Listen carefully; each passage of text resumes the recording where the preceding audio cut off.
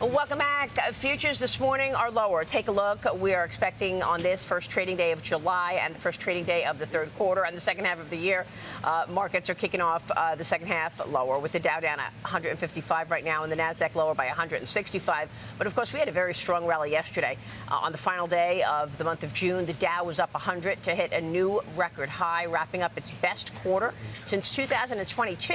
The Nasdaq was up 26% in the last quarter alone. The second quarter was hot for stocks. Chip stocks this morning look like this. Of course, chip stocks have been leading this rally for the first half of the year. But this morning they are down across the board, with the worst performer, Advanced Micro. AMD is down 1.25% right now. Joining me right now for this Fox Business exclusive live from the floor of the New York Stock Exchange is the former chairman and CEO of Chrysler, former chairman and CEO of Home Depot, and Accelerate LLC founder and CEO, Bob Nardelli, back with me. Bob, great to see you. Thank you so much. It's an honor to be with you.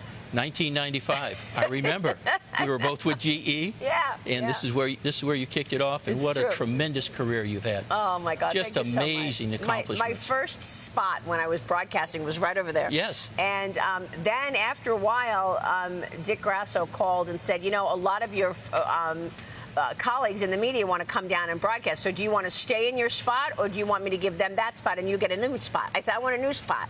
So I went in a different spot. Yeah. And it was great to just move around the floor, because at that time you were really getting information that mattered. You knew what the flow was and who was buying and who was selling and where you would see a delay at the opening of trading. It was great information to help investors. The energy was infectious, right? When you were down here, and of course you're going to have Dick on later on the show, and what a wonderful guy. I mean, especially going through 9/11 and what he did for our country.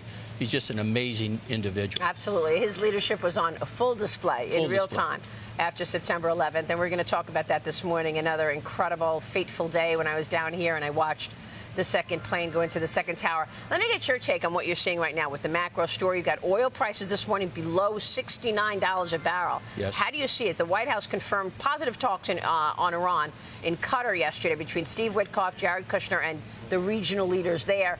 Technical talks set to move forward while the ships pass through the Strait of Hormuz. But you've got to be impressed with where oil is right here. Treasury Secretary Scott Bessent saying that gas stations were watching as he backed President Trump's demands for price cuts at the pump.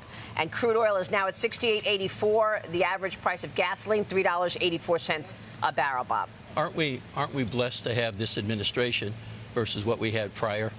I think the president's doing an amazing job of dealing with geopolitical, economics, and so forth. You know, opening up the straits had a very positive impact, as you said, oil falling, so prices at the pump. That's what a lot of consumers, they talk about food and they talk about fuel, right? So I think, you know, I couldn't be more bullish on the economy. We're seeing various industries, various sectors just really taking off. A&D is taking off, you know, with this super cycle. We see a lot of trading going on. Multiples on acquisitions of A&D industry is amazing, 13, 14 times earnings, even forward earnings now, rather than trailing 12. Now, you've been talking and you've been working on aerospace. I know you are on the board. You're the chairman of an aerospace company. I want to get your take on what you're seeing there, because there's so much money moving into defense tech right now. And it all, of course, is on the heels of the president's agenda, where he wants mass production of defense equipment happening right now. He understands these are all national security issues. Yeah, the president has taken a very active role. He's had a number of the CEOs of defense companies in the White House, in the Oval Office, encouraging them to get go back to our wartime footing, if you will. And then the Deputy Secretary of Department of War, Steve Feinberg, is doing an amazing job of reaching out to all the contractors, primary, tier 1, 2, 3, and I'm actively involved with many of those, and I'm really encouraged as how we're regaining our footing here for national defense in these geopolitical times. You know, a point that I made the other day was that we can celebrate the greatness of this country, America 250, but we also have to understand that our men and women on the front lines, the military, protects those freedoms that we enjoy going into this July 4th holiday. I know that you understand that better than most. Yeah, well, I have a very soft spot in my heart. My dad served in World War II, and when we were at Home Depot, we hired 35,000 veterans. We did the same thing when I was at Chrysler. We had 500 junior military officers. They'd go through a 2-year rotational program, run a $100 million store for us. So we can't do enough, whether it's Tunnels to Tower or, all of these agencies that are reaching out and doing things to support these brave men and women, not only in the military, but also police, fire department, and other public services. Bob, do you worry about inflation at this point? I mean, what are you seeing in terms of Home Depot and price hikes? Because oil for a little while was sending lots of things higher. We're seeing a real comeback now with the price. But what are your expectations for inflation later in the year? Yeah, tariffs caused a little bit of that inflation. Some of the transportation, quite honestly, was running at a higher rate than effect on workers, on payroll.